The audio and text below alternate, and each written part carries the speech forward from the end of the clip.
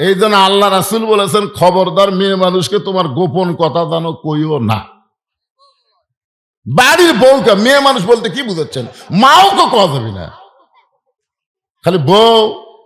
মেয়ে মানুষ বলতেই কোনো গোপন কথা কবেন না, একদিন আপনি বিপদে পড়ে যাবেন। খালি যদি বলেন এই কথা কাউরে কইও না, ওই যতক্ষণ না বলবে ততক্ষণ আর ঘুমই হবে না। কারণ টুটির মধ্যে গুটি নাই। ধরে এখন কি নাই? গুটি নাই। কারণ সরাসরি গন্ধম খাসে তো গুটি নাই। শরবত খাওয়ার পরে আদম নবী যখন জানতে পারলো যে এর মধ্যে গন্ধম আছে, বাম হাতে এত জোরে চাইপা ধরলো, আর এই ডান হাতটা, আমার দিকে তাকান, ডান হাতটা গলার মধ্যে ঢুকাই দিল, যদ্দূর পর্যন্ত ঢোকার পরে তিনি রক্ত বমি করলেন। এখন আপনারা বলেন আদম নবী কি গন্ধম খাসে? তাকে খাওয়ানো হসে। আজকে জিনিসটা ক্লিয়ার হয়ে যান। আসলে গন্ধম ফল হাওয়া আলাইহিস সালাম খাসে। আদমের কাছে যখন নিয়ে আইছে, আদম ভয়ে দৌড় মারছে। ইবলিস শয়তান ওয়াসওয়াসা দিল, ফল আকারে খাওয়ান যাবে না, শরবত বানাও। তখন হাওয়া আলাইহিস সালাম ওইটাকে শরবত বানায় আদম নবীর সামনে যখন ধরলো তৃষ্ণার্ত হয়ে, শরবত মনে করে যেই খাসে, তখন মা হওয়া মুচকি মুচকি হাসতেছে। আদম বলে, হাসো কেন? বলে, যেটা ফল আকারে পারি নাই, শরবত করে খাওয়াছি। সঙ্গে সঙ্গে আদম আলাইহিস সালাম এই যে এই বাম হাতে টুটি এত জোরে সাইফা ধরলো, প্রত্যেকটা মরদ মানুষের দেখেন এখানে একটা গুটি আছে, দেখেন এখানে একটা গুটি আছে। মরদ মানুষের কোনো কথা যদি একবার ভিতরে, সহজে বার হয় না। আর মেয়ে মানুষের এই জায়গায় কোনো গুটি নাই, জোরে কোন কি নাই, পেটের মধ্যে কোনো কথা গেলে ওটা ভুটভুটি শুরু হয়ে যায়, না বললে ওই শান্তি পায় না। জোরে কোন কথা ঠিক কিনা? এরপর আল্লাহ বললেন, আদম জান্নাত থেকে বের হয়ে যাও। আল্লাহ বলে, আদম জান্নাত থেকে বের হয়ে যাও। আদম বলে, আল্লাহ আমাকে জান্নাত থেকে বের করে দেওয়ার কারণ কি? আল্লাহ বলে, তোমার জীবনের সবচাইতে বড় ভুল, তুমি হাওয়ার দিকে খেয়াল করনি। হাওয়া তোমার কে হয়? কয় বউ হয়। তো তোমার বউ কি করবি? তোমার খেয়াল করা লাগবে না? আপনার বউ যদি মাথার চুল বেচা খায়, আপনি জান্নাত যাবেন কোন দিক দিয়ে? না আপনাকে এলাকার কি মেয়েরা মাথার চুল বেচা? যদি বেচা খায়, আপনি স্বামী জান্নাত কোন দিক দিয়ে যাবেন? আমাকে একটা দলিল দেখান তো। এই মানা করে কি বাদ দেবেন? কিসের মানা রে? মানার দিন আছে নাকি? বাদ দেওয়ার দিন বাদ। কারণ মেয়ে মানুষের মাথার চুল একজন পুরুষ লাড়ায় ছাড়া দেখতে পারে, শুধু একজন পুরুষ। মেয়ে যদি বড় হয়, তার বাপও মেয়ের চুল লাড়তে পারবে না, বড় ভাইও লাড়তে পারবে না, শুধু একজনই পারবে, স্বামী। স্বামী ছাড়া মেয়েদের কথা, পুরুষের কথা বলতেছি। এবার উল্টা দিকে যাই, আমি কার কথা বলতেছি? পুরুষের কথা। মেয়েদের মাথার চুল লাড়ায় ছাড়া দেখতে পারে একজন পুরুষ, সেই পুরুষ হলো তার স্বামী। স্বামী ছাড়া অন্য কেউ নাড়তে পারবে না। মেয়ে মানুষ মারা গেলে 5টা কাপড় দেওয়া হয়, 2টা কাপড় পুরুষের চাইতে বেশি, একটা হলো মাথা বান্ধা, একটা হলো সিনা বান্ধা। আপনার বলেন তো, মরার পরে মাথা বান্ধা লাভ হবি যদি জেঁতা অবস্থায় চুল বেচা খায়? যে লোকটা চুল কিনতেছে, সে লোকটা কি লাড়ায় চেড়ে নিচ্ছে না? পল্লার ওপর দিয়ে বলে, ভাবি আর একটু লাগবে, ভাবি আর একটু, ভাবি আবার দেয়, আবার লাড়াচাড়া করে, ভাবি আর নাই। আল্লাহ ডাকতে বলে, আদম হাওয়া তোমার কে হয়? বলে, আমার বউ হয়। তাহলে হাওয়া গন্ধম গাছের কাছে যখন গেল, তখন তুমি কোথায় ছিলে? আদম কয়, আল্লাহ আমি খেয়াল করিনি। হাওয়া যখন শয়তানের কথা মতো গন্ধম ফল পাড়া খেলো, তুমি তখন কোথায় ছিলে? আদম বলে, আল্লাহ আমি খেয়াল করিনি। হাওয়া যখন গন্ধম শরবত বানায় তোমার সামনে দিল, তুমি তখন কোথায় ছিলে? আদম বলে, আল্লাহ আমি খেয়াল করিনি। আল্লাহ রাগ করে বলে, আদম বিয়ে করবে তুমি, আর খেয়াল করবে কে? স্বামী তার বউয়ের দিকে খেয়াল যদি করো, তোমার বউ কোনোদিন স্টার জলসা দেখতে পারবে না। তুমি যদি বউয়ের প্রতি খেয়াল রাখো, তোমার বউ কোনোদিন ভারতের চ্যানেল দেখবে না। জোরে কান ঠিক কিনা? যদি দেখে, একদিন বউয়ের কাছে চোখের পানি নিয়ে শুধু বলবেন, কিছুই বলা লাগবে না, খালি চোখের পানি নিয়ে বলবেন যে, তুমি যে ভারতের চ্যানেল দেখতেছ, এই ভারত আমাদের 400 বছরের পুরাতন বাবরি মসজিদ ভেঙ্গে ওই জায়গায় রাম মন্দির বানাচ্ছে। ভারতে মন্দির বানানোর বহু জায়গা আছে, কিন্তু ফাঁকা জায়গায় মন্দির না বানায়া আমাদের মসজিদ ভাঙ্গা ওই জায়গায় মন্দির বানালো। যেই ভারতের মালওয়ানের বাচ্চারা আমাদের মসজিদ ভাঙ্গা মন্দির বানায়, সেই ভারতের কোন চ্যানেল মুসলমানের ঘরে চলতে দেওয়া যায় না। ধরে কোন কথা ঠিক না? আপনার বউ আপনার চোখের পানি মুছে দিয়ে বলবে, স্বামী গো, ভারত যে আমাদের বাবরি মসজিদ ভাঙ্গিছে, এটা আগে কবেন না। আজ থেকে আমি আপনার সামনে কান ধরে বললাম, ভারত বয়কট। মেয়ে মানুষকে সুন্দর করে বুঝাই দেন না কেন? খেয়াল করার দরকার আছে না নাই? দরকার আছে না নাই? আদম বললেন, শুধুমাত্র একটা ভুলের অপরাধে, একটা ভুলের কারণে 350 বছর কেঁদে কেঁদে এক সময় চোখের পানি পড়ে যখন গালের গোস্ত পচে গেল, এক সময় আদম বলতেছেন বিরক্ত হয়ে, আল্লাহ আর কানতে পারি না, কানতে কানতে গালের গোস্ত পর্যন্ত খসে গেল, এরপরেও তওবা কবুল হবে না। আল্লাহ বলে, আদম শুধু কাঁদলে হবে না, চিন্তা ভাবনা করে কান্দা লাগবে। আদম বলে, বাবা শীষ, চিন্তার সাগরে যখন ডুব দিলাম তখন দেখতে পাই জান্নাতের দরজায় লেখা আছে লা ইলাহা ইল্লাল্লাহু মুহাম্মাদুর রাসূলুল্লাহ। আমি তখন বললাম, আল্লাহ 350 বছর লা ইলাহা ইল্লাল্লাহর কাছে রব্বানা যালামনা বলে কেঁদেছি, এখন মুহাম্মদ রাসূলের ওসিলায় একটু কানবার চাই। আল্লাহ বলে, কান্দিস না, ওই নামটা ওসিলা ধরার সঙ্গে সঙ্গে আমি আল্লাহ তোমাকে মাফ করে দিলাম।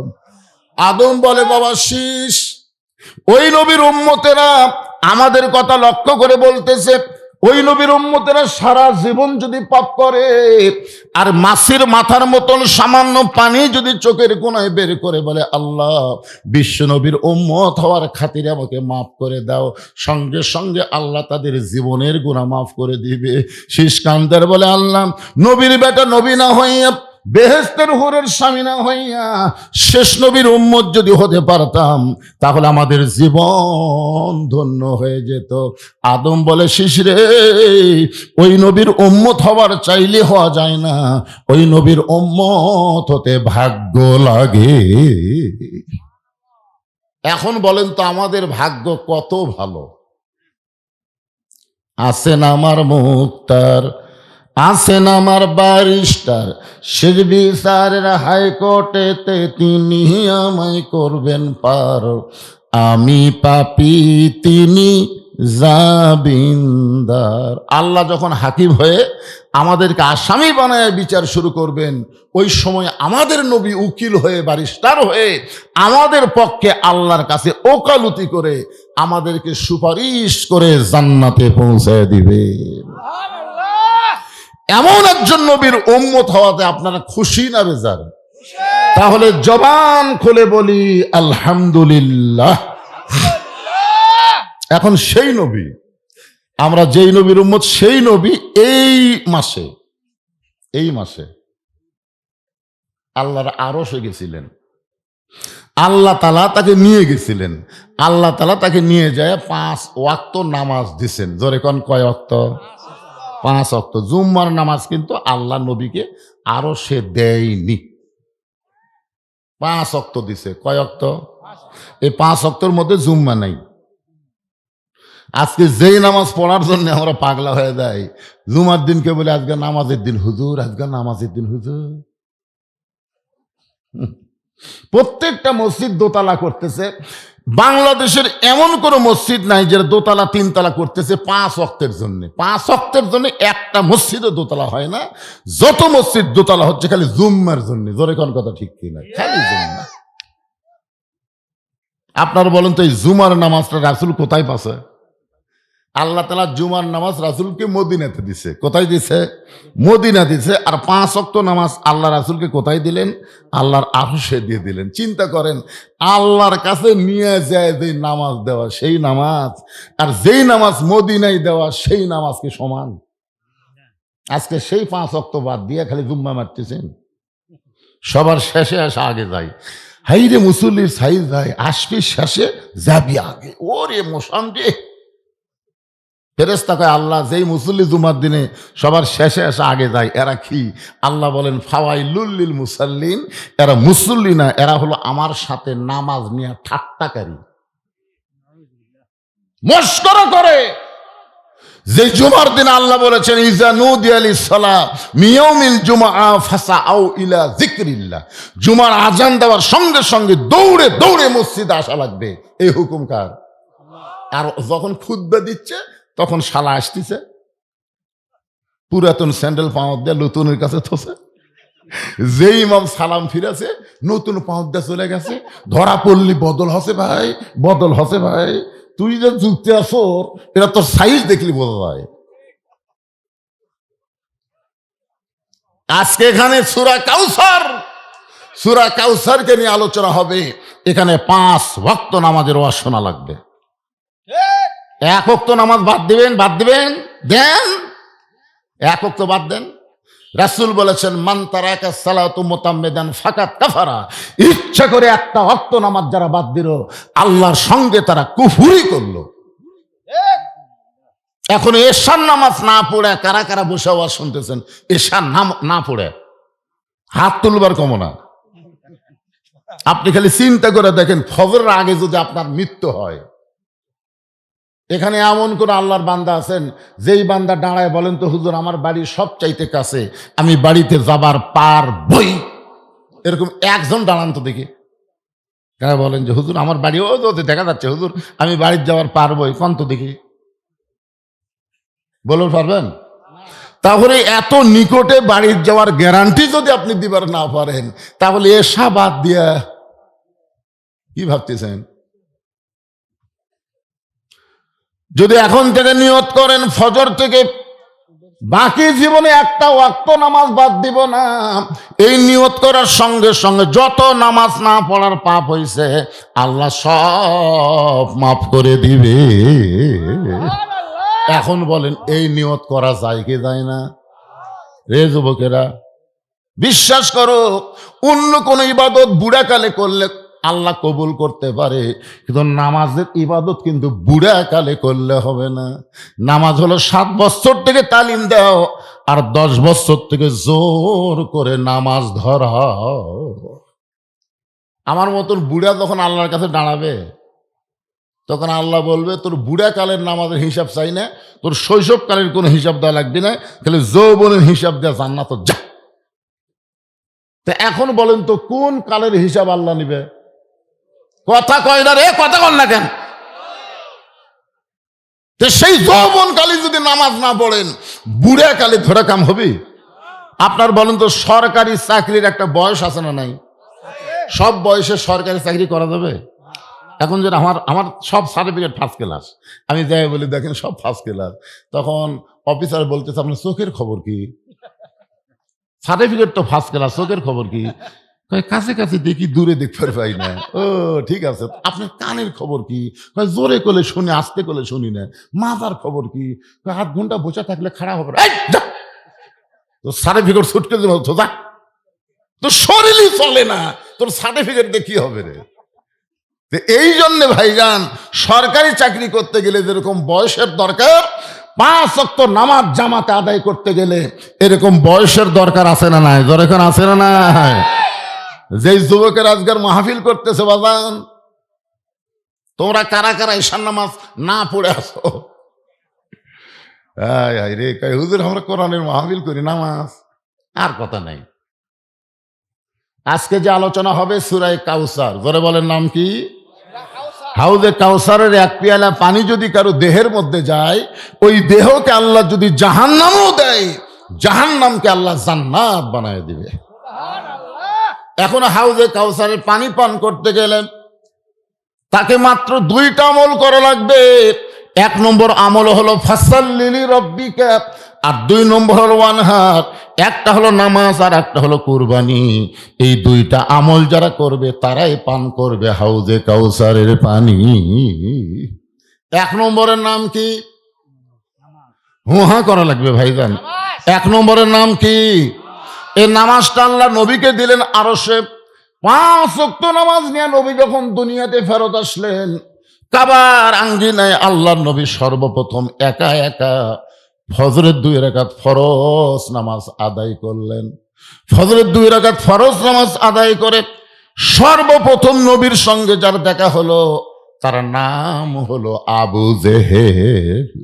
সর্বপ্রথম নামাজ পাওয়ার পরে নবী 2 রাকাত ফজরের নামাজ আদায় করে সর্বপ্রথম যার সাথে নবীর দেখা হলো তার নাম কি?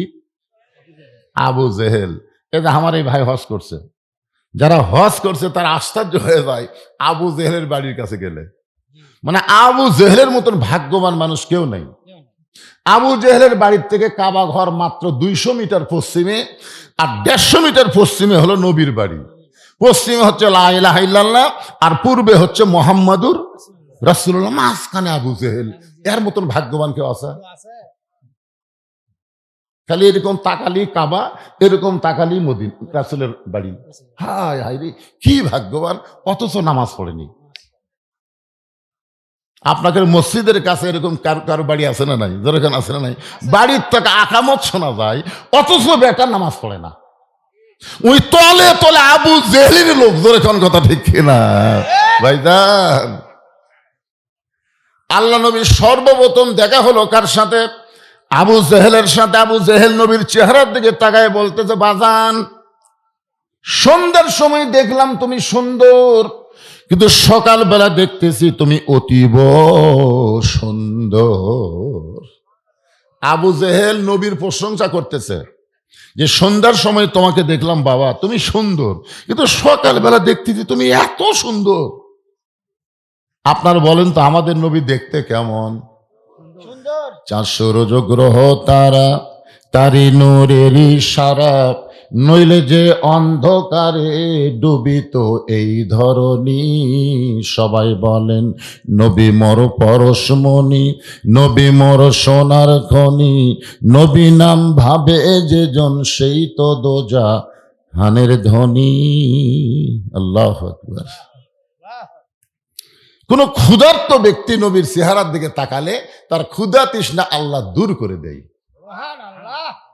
আবু জেহেলের মতন কাটটা কাফের পর্যন্ত নবীর তারিফ করতেছে যে সন্ধ্যার সময় দেখলাম তুমি সুন্দর, আর সকালবেলা দেখি তুমি অতীব সুন্দর। এই সকালবেলা এত সুন্দর হওয়ার পিছনে তোমার কারণ কি? তুমি রাতের বেলা তোমার চেহারার মধ্যে কিছু মালিশ করছো নাকি? অনেকে কিন্তু মনে করে চেহারায় কিছু মালিশ করলে চেহারা সুন্দর হয়। আসলে আল্লাহ বলেছেন, লাকাদ খালাকনাল ইনসানা ফি আহসানি তাকবীর। অবশ্যই মানুষের অবয়ব চেহারাকে আমি আল্লাহ সুন্দর করে সৃষ্টি করেছি। বলেন সুবহানাল্লাহ। এই চেহারা যদি আপনারা সুন্দর করতে চান তাহলে কোন সুনু ব্যবহার করবেন? কোনটা? মানে প্রথম 2007 সালে আমার একটা ওয়াজ বার হয়েছিল সিডিতে। তোমার হুঁশ নাই? শোনেন আপনার ওয়াজ। এই দিকে 4টে লাইট, হেডলাইট, এই দিকে 4টে, মাঝখানে 4টে, মানে লাইটের আলোতে বুঝলেন আমার তাপ লাগতেছে। আমি ভিডিও ম্যানকে বললাম, কে রে ভাই এত লাইট দিচ্ছেন? তখন এক ভিডিও ম্যান বলতে, হুজুর এত লাইট দেও তো আপনার আলো করা যাচ্ছে না, আপনি এতই কালো। মানে আমি এতই কালো, লাইট দেও ফর্সা করা যাচ্ছে না।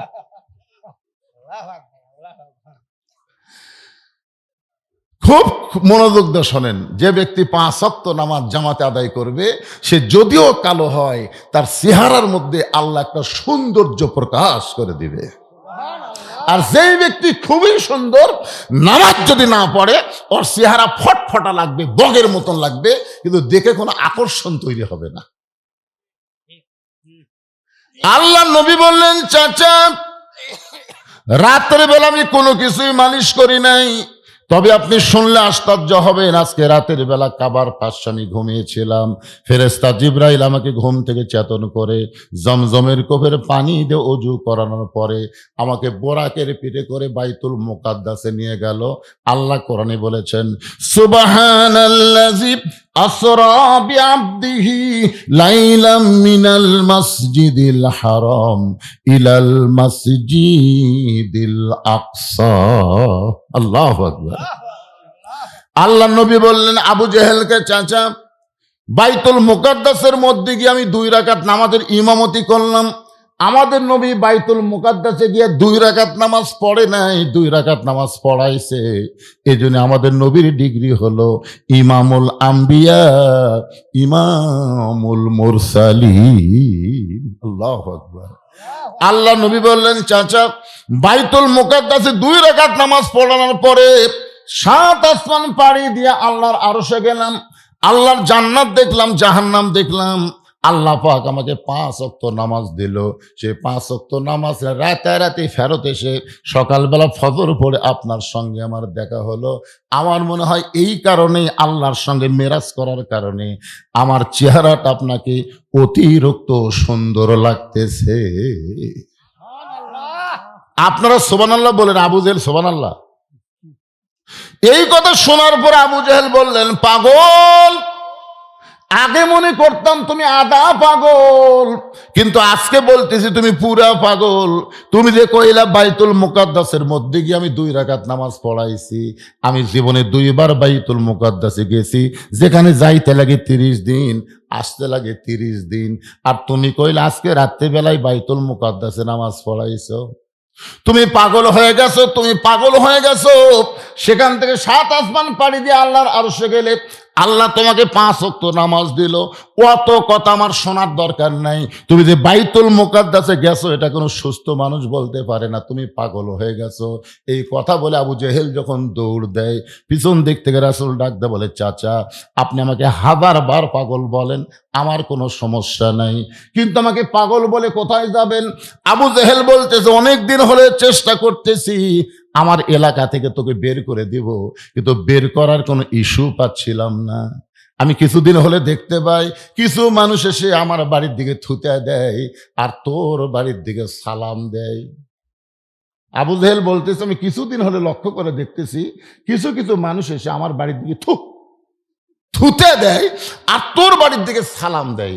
তখন থেকে আমার হিংসা শুরু হয়েছে যে এই সালাম দেওয়া মানুষ, থুতে দেওয়া মানুষের কাছে থাকতে দেওয়া যাবে না, কারণ তুই থাকলে আমার কোনো সম্মানই থাকবে না। এই যে তোকে এলাকা থেকে ছাড়া করার ব্যবস্থা করতেছিলাম, কিন্তু ইস্যু পাচ্ছিলাম না। আজকে যখন ইস্যু পাইছি, তোকে পাগল বানায় আমার এলাকা ছাড়া করতে চাই। এই কথা বলে আবু জেহেল সর্বপ্রথম যার দরজায় গেল তার নাম হলো আবু বকর। জোরে বলেন, তার নাম কি?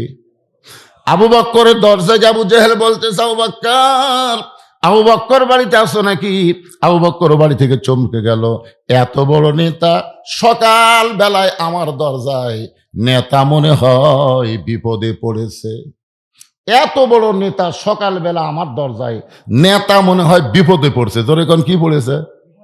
আচ্ছা, বড় বড় নেতা যখন গরিবের দরজায় দরজায় ঘোরে, তখন আপনার কি বলেন, নেতা বিপদে পড়েনি? 5 বছর পর পর দেখবেন কিছু কিছু নেতা এই বসন্তর কুকিল হয়ে এলাকাতে আসবে। ভাই, রাস্তার ফকির দেখে ড্রাইভারকে বলে, গাড়ি থামা। ড্রাইভার বলে, স্যার কেউ তো নাই। বলে, ওই যে আসতেছে। স্যার ওরা তো ফকির। আরে পাগল, ভোটের আগে থামা। যেই গাড়ি থামাইছে, নেতা গাড়ির থেকে নেমে ফকির সালাম দেয়, সালাম আলাইকুম চাচা, কেমন আছেন চাচা? ফকির খালি চারিদিকে মাথা ঘুরাই বলে, বাবা কাক সালাম দিলে? আপনাকে দিলাম, আমি ভিক্ষা করে খাই। ভাই, ভোটের আগে আপনিও হামু তাই। হাই রে নেতা রে। মাঝে মাঝে দেখবেন এরকম কিছু নেতা বিপদে পড়ে আপনাদের কাছে আসবে, গরিবের বন্ধু, সমাজসেবক, জনদরদি করে আপনাদের ভোটটা নিয়ে। নেতা আর বদল কাছে থাকবে না, নেতা থাকবে ঢাকায়। মাঝে মধ্যে নেতা বেড়াবার আসবে, সামসের অত্যাচারে একটা ভোটারও নেতার কাছে যাবার পারবি না। জোরে কথা বল না কেন? এরাই হলো আবু জেহেলের লোক। আবু জেহেলের লোক কারা চিনা লাগবে? একটু মনোযোগ দিয়ে শুনবেন। আবু বকর বাড়ি থেকে বের হয়ে বলে, নেতা এই সকালবেলায় আমার বাড়ির দরজায় আবু বকর বলে ডাকতেছেন, খবর কি? বলে, তোমার নবী যে পাগল হয়েছে তুমি জানো? যেই বলছে তোমার নবী যে পাগল হয়েছে তুমি জানো, সঙ্গে সঙ্গে আবু বকর এভাবে শাহাদত আঙ্গুল তুলে বলতেছে, আবু জেহেল, যেই কথা একবার বলেছো ওই কথা যদি আর একবার, আমার হাতের দিকে তাকান, যেই কথা একবার বলেছো এই কথা খালি আর একবার। আবু জেহেল 3 ধাপ পিছনে গেছে। কে রে সবচাইতে নরম মানুষ?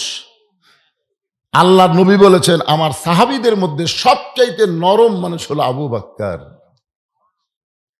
আর সেই মানুষটা বলতেছে একবার বলেছো আর একবার যদি বলো।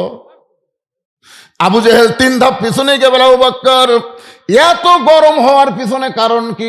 আবু বকর বলে আবু জেহেল আল্লাহ নবীর বিরুদ্ধে কথা শুনে কোন মুসলমান যদি নরম থাকে সে আর মুসলমান থাকে না, সে মুনাফিক হয়ে যায়।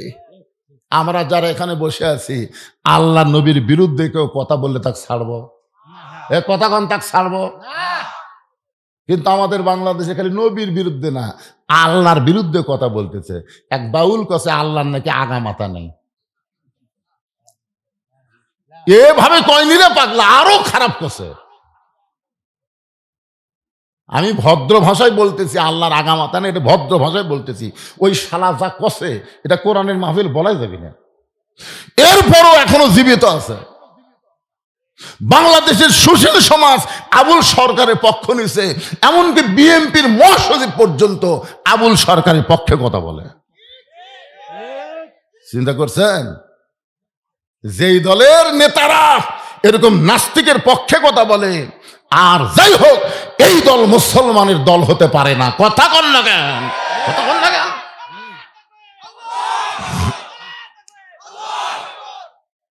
এক সাইড থেকে আল্লাহ আকবার হলো, এই সাইড কি?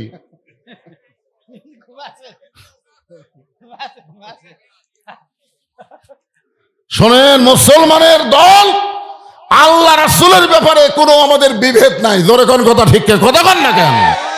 কলেমার মধ্যে আমাদের কোনো দলাদলি নাই, আমরা সবাই এক। এ কোরআনের ব্যাপারে আমাদের কোনো দলাদলি নাই, কোনো ছাড় দেওয়া যাবে না। দল আগে না, আমার ইমান আগে। ইমান ঠিক রাখতে হবে, দল পরে। তকবীর সবাইকে দেওয়া লাগবে। তকবীর দিলে আল্লাহ খুশি হয়, শয়তান বেজার হয়। তার যারা তকবীর দিচ্ছেন না শয়তান খুবই খুশি হবে, এই তো আমার দলের লোকেরা। ঠিক আছে ঠিক আছে ঠিক আছে। তা আপনারা তকবীর কি দিবেন সবাই? জনগণ বুঝুক, বক্তা একলা নাই। এবারে প্রথম আসার পরে যা দেখলাম বুঝছেন মাহফিলের সাইজ, আমার কলজাই চলে গেছিল। কি অজবই আর কি। এখন মোটামুটি খুব ভালো লাগতেছে আলহামদুলিল্লাহ। একটু গলা খাঁকারে দেন। লিল্লাহে তাকবীর। আল কোরআনের আলো সংসদে জালো, দুনিয়ার মুসলমান লিল্লাহে তাকবীর। আবু বকর বলতেছে আবু জেহেল আল্লাহ নবীর বিরুদ্ধে কথা শোনার পরে কোনো মুসলমান যদি নরম থাকে সে আর মুসলমান থাকে না, সে মুনাফিক হয়ে যায়। আবু বকর বলে আবু জেহেল আমার নবীরে পাগল বলার পিছনে তোমার কারণ কি? আবু জেহেল বলতেছে তাহলে শোনো, তোমার নবী আমারে কইল আজকে রাত্রেবেলায় নাকি কাবার পাশে ঘুমিয়েছিল, ফেরেশতা জিবরাইল নাকি তাকে চেতন করার পরে জমজমের কোপের পানি দিয়ে ওযু করায়া একটা বোরাকের পিঠে করে বাইতুল মুকাদ্দাসে নিয়ে গেছে। সেখান থেকে 7 আসমান পাড়ি দিয়ে আল্লাহর আরশে গেল। আল্লাহ নাকি 5 ওয়াক্ত নামাজ দিল।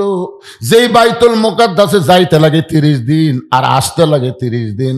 আর তোমার নবী কইল আজকে রাত্রে বেলায় বাইতুল মুকাদ্দাসে নামাজ পড়ে আবার নাকি মক্কা ফেরত আসলো। এখন বলো তো এই গাঁজাখুরি গল্প কি বিশ্বাস করা যায়?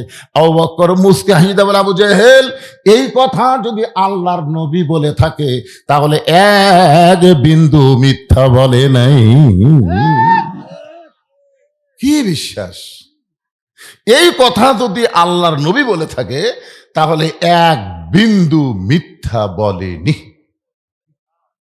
আবু জেহেল কয় আমার সকালটাই মাটি রে, কার কাছে কি খবর দিলাম?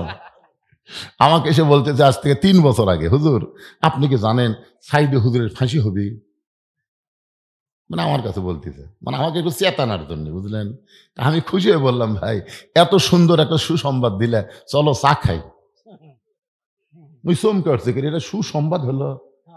আমি চা স্টলে নিয়ে যা বললাম ভাই 3 কাপ দুধ চা দাও। বলে মানুষ 2 জন 3 কাপ কেন? আমার 1 কাপ আর 2 কাপ। ওর সামনে 2 কাপ চা দিয়েছে। বলে হুজুর আমার 2 কাপ দিলেন কেন? বলে এত সুন্দর সংবাদ দিলে। ও যখন চার চুমুক মারতেছে, আমি তখন ওর কাছে গিয়ে বললাম, সাইদে হুজুরের ফাঁসি হবে এই খবর তুমি আমাকে দিলে, আর আমি তোমাকে খবর দিচ্ছি তোমার মৃত্যু হবে। যেই বলছি তোমার মৃত্যু হবে, চমকে উঠছে। চমকে উঠলে কেন ভাই? ফাঁসির তারিখ আছে রে, মরার কোনো তারিখ নাই। সাইদে হুজুরের ফাঁসি হবে, তাও একটা তারিখ আছে। তোর যে মৃত্যু হবে তার কোনো তারিখ নাই। ফাঁসির আসামি ফাঁসির দড়ি গলায় নেওয়ার সময় কলেমা তাইবা, কলেমা শাহাদত, তওবা তাসির করা, তারপরে ফাঁসি কার্যকর হবে। আর তুই যে মরবু, কলমা কর গ্যারান্টি আছে? তখন কয় না ভাই তা তো নাই। এখন বল কোনটা ভালো? ওই তখন বলতেছে এদিক দিয়ে তো ফাঁসি ভালো। ওই গেলাম আর একটা চা খেয়ে বাড়ি যা।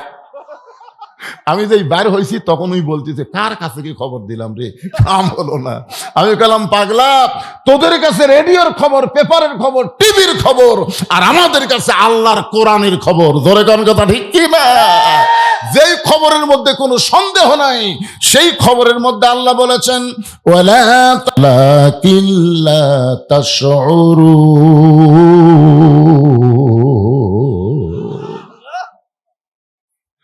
আবু বকর এক দৌড়, আবু জেহেল তাকায় দেখে আবু বকর মারছে দৌড়, এক দৌড়ে নবীর কাছে এসে দেখে নবী কাবার সঙ্গে হেলান দিয়া দু চোখ দিয়ে দর দর করে পানি পড়তেছে। নবীর চোখ দিয়ে পানি পড়া দেখে আবু বকর নবীর কপালে একটা চুমা দিলেন, নবীর গালে চুমা দিলেন, মাথার পাগড়ি দিয়ে নবীর চোখের পানি মুছে বললেন ইয়া রাসূলুল্লাহ, এত বড় সুসংবাদ আপনার জন্য। হুজুর, আজকে রাত্রেবেলা আপনি নাকি আল্লাহর আরশে গেছিলেন, আল্লাহ আপনাকে 5 ওয়াক্ত নামাজ দিয়েছে। এত বড় খুশির খবরে আপনি কেন কাঁদতেছেন হুজুর? আপনি কেন কাঁদেন? হুজুর আপনি জানেন এই বছর হলো আপনার সবচাইতে কষ্টের বছর। যেই বছরে আপনার চাচা আবু তালেব মারা গেল, যেই বছর আপনার দরদের বিবি খাদিজা মারা গেল, যেই বছর আপনি তাইফের ময়দানে গিয়ে রক্তাক্ত হলেন, আপনাকে সেই বছরে আল্লাহ আরশে নিয়ে গেল। আরশে নিয়ে গিয়ে আল্লাহ আপনাকে 5 ওয়াক্ত নামাজ দিল। রাসূল বলে আবু বকর, এই খবর তোমাকে কে দিল বাবা? এই খবর তোমাকে কে দিল? আবু বকর বল সকালবেলা আবু জেহেল এই খবর আমারে দিল। নবী বলে আবু বকর এই খবর কি তোমার বিশ্বাস হয়? আবু বকর নবীকে বুকের মধ্যে নিয়ে কপালে চুমা দিয়ে বলেন সাদ্দাকতা ইয়া রাসূলুল্লাহ, এক বিন্দু মিথ্যা নয়।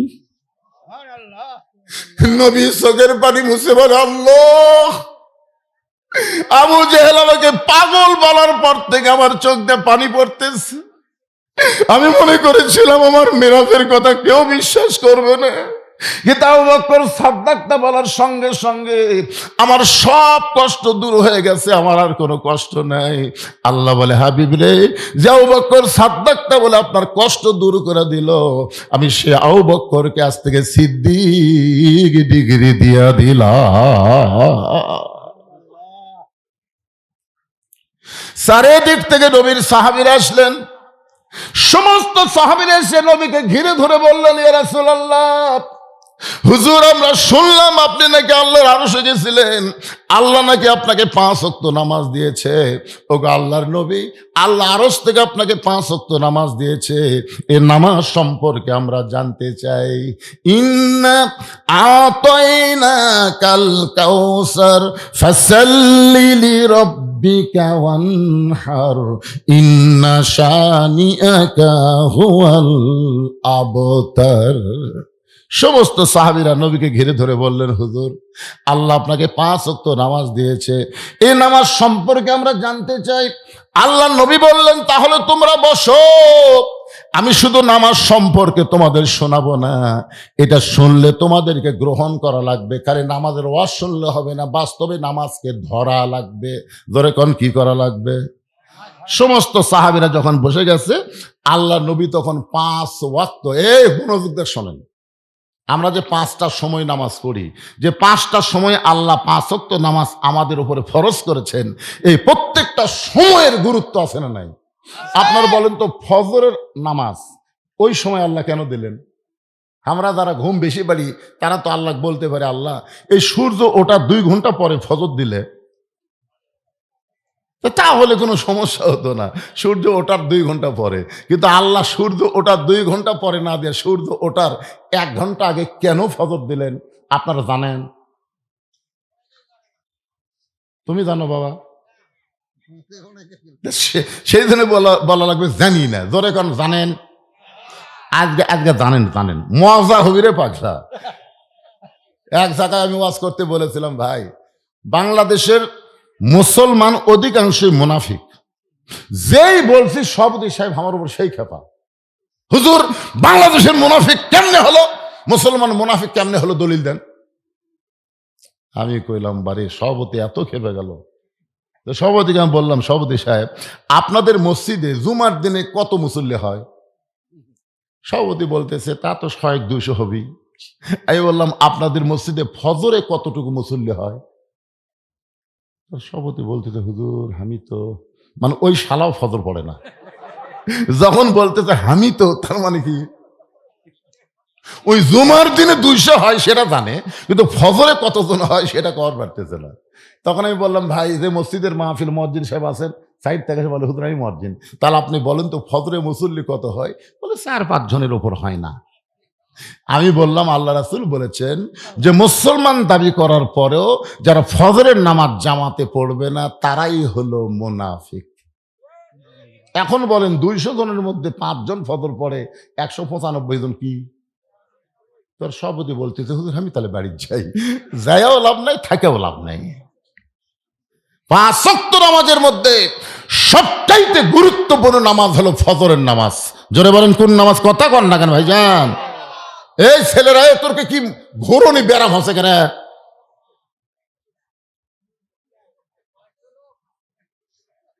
দেখেন কি বড় একটা মোবাইল নিয়ে ঘুরতেছ।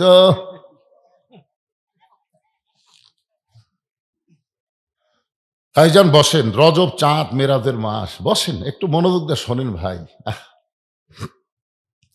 সূর্য পশ্চিম দিকে হেলে যাওয়ার সঙ্গে সঙ্গে আল্লাহ যোহরের 4 রাকাত নামাজ কেন ফরজ করলেন? ওই সময় ফরজ করার কারণ কি আপনারা কি জানেন? সূর্যের পাওয়ার যখন কমে গেল, নিচে মায়ায় বন্দি থাইকা করলাম কত খেলা, পশ্চিমে তাইকা দেখো তোমার ডুইবা গেছে বেলা। সূর্যের পাওয়ার যখন কমে যায় ওই সময় আসরের 4 রাকাত ফরজ নামাজ আল্লাহ কেন দিলেন? সূর্য অস্ত যাওয়ার সঙ্গে সঙ্গে সবচাইতে অল্প সময়ের মধ্যে 3 রাকাত ফরজ নামাজ পড়া লাগবে, যাকে বলা হয় মাগরিবের নামাজ। অল্প সময়ের মধ্যে পড়া লাগবে, কেন আল্লাহ তালিম দিলেন? কি জন্যে? আপনি ফজরের আজান দিয়ে 8 ঘন্টা পরে জামাত শুরু হয়, জোহরের আজান দেয় 20 মিনিট পরে জামাত শুরু হয়, আসরের আজান দেয় 15 মিনিট পরে জামাত শুরু হয়, এশার আজান দেয় 8 ঘন্টা, কোনো জায়গায় 20 মিনিট পরে জামাত শুরু হয়। কিন্তু মাগরিবের আজান দিয়ে ওই নামাজের মতো যদি 20 মিনিট পরে কেউ আসে জামাত ধরবে, আসিয়া দেখে মসজিদে লোকই নাই। মাগরিবের আজান দেওয়ার সঙ্গে সঙ্গে কেন মাগরিব আল্লাহ ফরজ করলেন? রাতটা যখন গাঢ় হয়ে গেল এমন সময় এশার 4 রাকাত নামাজ আল্লাহ কেন আমাদের ফরজ করে দিলেন? এই 5টা এই 24 ঘন্টার মধ্যে এই 5টা সময় আল্লাহর কেন পছন্দ, নামাজি হিসাবে আমাদের জানার দরকার আছে না নাই? এই সময়টা আল্লাহ কেন পছন্দ করলেন? আমার মায়েরা যারা পর্দার অন্তরালে একটু মনোযোগ দিয়ে শুনবেন মা। আল্লাহ নবীর সমস্ত সাহাবীদেরকে বসতে বললেন, আর 5 ওয়াক্ত নামাজ নিয়ে যখন আলোচনা শুরু করবেন, রাসূল বললেন সাহাবীরা রে, আল্লাহ তাআলা আমাকে 17 রাকাত নামাজ দিয়েছে। সর্বসাকুল্যে ফজরের ফরজ নামাজ হলো 17 রাকাত। জোরে বলেন কয় রাকাত? ফজরের ফরজ কয় রাকাত? জোহরের ফরজ কয় রাকাত? আসরের ফরজ কয় রাকাত?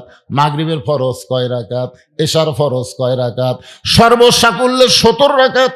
হযরত ওমর ফারুক দাঁড়িয়ে বললেন, ইয়া রাসূলুল্লাহ, আল্লাহ ইচ্ছা করলে প্রত্যেক ওয়াক্ত 2 রাকাত করে ফরজ দিবার পারতেন, আল্লাহ ইচ্ছা করলে প্রত্যেক ওয়াক্ত 3 রাকাত করে ফরজ দিবার পারতেন, আল্লাহ ইচ্ছা করলে প্রত্যেক ওয়াক্ত 4 রাকাত করে ফরজ দিবার পারতেন, কিন্তু আল্লাহ 4ও দিলেন না প্রত্যেক ওয়াক্ত 3ও দিলেন না, আবার 2ও দিলেন না। আল্লাহ এই বেসাইজা নামাজ কেন দিলে?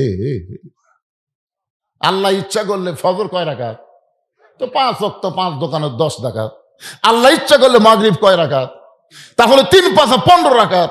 আল্লাহ ইচ্ছা করলে আসর 4 রাকাত, তাহলে 5 ওয়াক্ত 4-5 20 রাকাত, আল্লাহ 20ও দিলেন না, 15ও দিলেন না, 10ও দিলেন না, আল্লাহ ব্যবসায়ী দেয় 17 রাকাত কেন দিলেন? আল্লাহ রাসূল বলেন, ওমর তুমি মারাত্মক প্রশ্ন করছে। সুবহানাল্লাহ।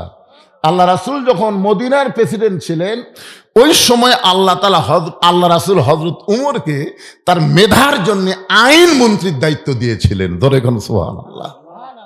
আল্লাহ রাসূল যখন মদিনাকে রাষ্ট্র ঘোষণা করলেন, ওই সময় ধর্মমন্ত্রী হলেন আবু বকর, আর অর্থমন্ত্রী হলেন ওসমান গনি, আর শিক্ষামন্ত্রী হলেন হযরত আলী। ধরে কোন সুবহানাল্লাহ। আল্লাহ রাসূল শিক্ষামন্ত্রী হযরত আলীকে কখন দিয়েছেন জানেন? একই অনুষ্ঠানে নবী খাচ্ছেন সাহাবীদের নিয়ে। হযরত আলীর বুদ্ধি পরীক্ষা করার জন্য আল্লাহ রাসূল খুরমা খেজুর খাচ্ছেন, আটিটা আলীর সামনে খেলে রাখতেছেন, খাচ্ছেন আটিটা আলীর সামনে। কিছুক্ষণ পরে রাসূল বলতেছে, দেখো আলীর পেটে এত খিদে লাগছে, একাই কতগুলা খুরমা খেজুর খাচ্ছে। হযরত আলী রাদিয়াল্লাহু বিসির উপরে হাত দিয়ে বললেন, আসলে আমার খিদা বেশি ভাই, একটু বেশিই খাচ্ছি। তোমাদের কাছে আমি জানতে চাই, খিদা বেশি কার, যাই বিসি বার করা খায় না বিসি সহ খায়? তো সবাই বলতেছে বিসি সহ খাওয়াই তো খিদা বেশি, কারণ বিসি বার করার টাইম হয়নি। তাহলে নবীর দিকে তাকায় দেখো একটাও নাই, তার মানে সঙ্গে সঙ্গে আল্লাহ নবী দাঁড়ায় আলীকে একটানে বুকের মধ্যে নিয়ে তার কপালে একটা চুমু দিয়ে বললেন, আনা মাদিনাতুল ইলমে ওয়া আলী ও বাবুহা, আমি হচ্ছি ইলমের শহর, আলী হচ্ছে তার দরওয়াজা। ধরে কোন সুবহানাল্লাহ। আল্লাহ রাসূল ফজরের 2 রাকাত ফরজ নামাজ সম্পর্কে বলতেছেন, আদম নবীর তওবা যখন কবুল হইল, ওই সময় আদম নবীর শুকরিয়া তান আল্লাহকে খুশি করার জন্য 2 রাকাত নামাজ আদায় করেছে। ওই 2 রাকাত নামাজ আল্লাহর এতই ভালো লাগছে, লাইলাতুল মেরাজে আল্লাহ বলেন, হাবিব ওই আদম নবীর 2 রাকাত নামাজ আপনার উম্মতের জন্য ফজরের ফরজ হিসেবে দিয়ে দিলাম। আপনার উম্মতেরা ফজরের ফরজ নামাজ যখন মসজিদে জামাতের সঙ্গে আদায় করবে, আমি আল্লাহ খুশি হইয়া আদম নবীর সমপরিমাণ সওয়াব তাদের আমল নামায় দিয়া দিব। লিল্লাহে তাকবীর।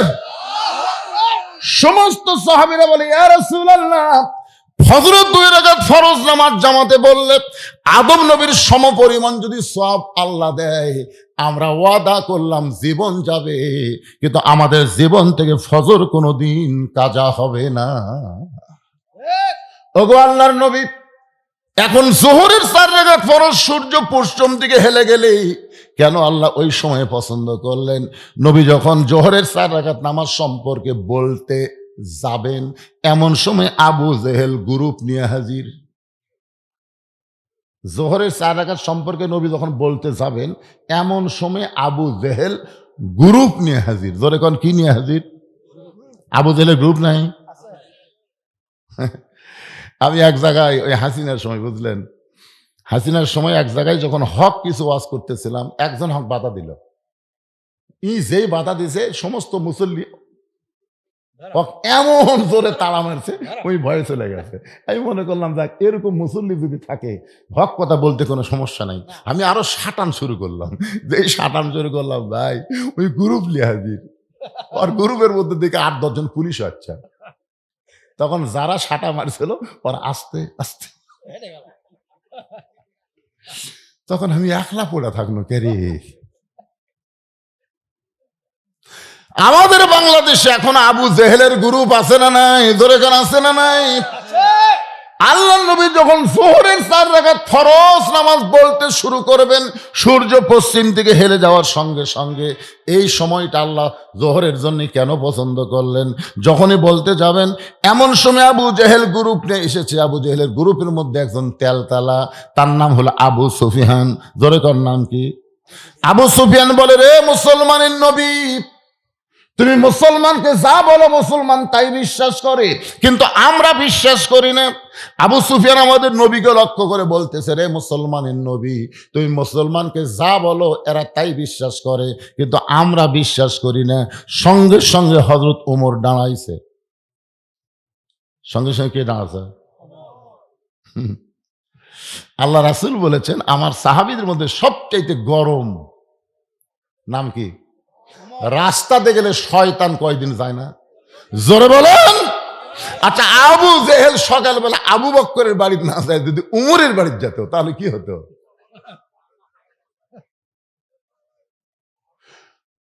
হযরত ওমর দাঁড়িয়ে বলতেছে, রে কাফেরের বাচ্চারা, এই নবী আমাদেরকে নামাজ সম্পর্কে ওয়াজ করতেছে, যোহরের নামাজ শুরু করেছে, এখন নবী বলবে এই সময় তোদেরকে কে আসতে বলছে? ওমর ফারুক যখন গরম হয়ে এরকম তাড়া দিচ্ছে, নেন, আমি যদি আমার বোন আয়েশার দায়িত্ব নেই তাহলে কি হবে না? রাসূল বললেন মোহরেম ব্যক্তি দায়িত্ব নিলে হবে। কিন্তু মসজিদে আয়েশা যেখানে আছে, হাজী সাহেব দেখছে, মসজিদে আয়েশা, ওখানে মা আয়েশার মাসিক ব্যারাম শুরু হলো। কি ব্যারাম? মেয়েদের একটা ব্যারাম আছে না নাই? হযরত যাচ্ছে কিন্তু ওই জায়গার যায় মাসিক ব্যারাম শুরু। আয়েশা হাওদার মধ্যে থেকে বলতেছে, আব্দুর রহমান ভাই, আমার তো কাম সারা। বলে কি হয়েছে? কই ওই ব্যারাম শুরু হচ্ছে। ওই ব্যারাম শুরু হলে নামাজ পড়া যাবে না, রোজা করা যাবে না, কোরআন শরীফ ধরা যাবে না, কিচ্ছু করা যাবে না, তাওয়াফ করা যাবে না। তখন আব্দুর রহমান বলে, কয়দিন লাগবে রে? কয় আমার তো 5-7 দিন লাগেই। এই জন্যই তো, এই জন্যই নবী তোর দায়িত্ব লাইনি, এখন আমার তো পড়া দিবার যা আমারও গেল। হাসতেছেন ভাই, হাসতেছে। আমার মায়েরা শোনেন,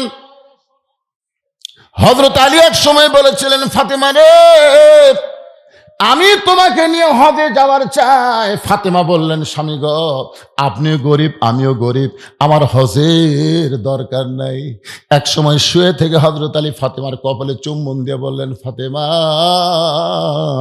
আল্লাহর ঘর তাওয়াফ করতে গিয়ে তোমার মন চায় না?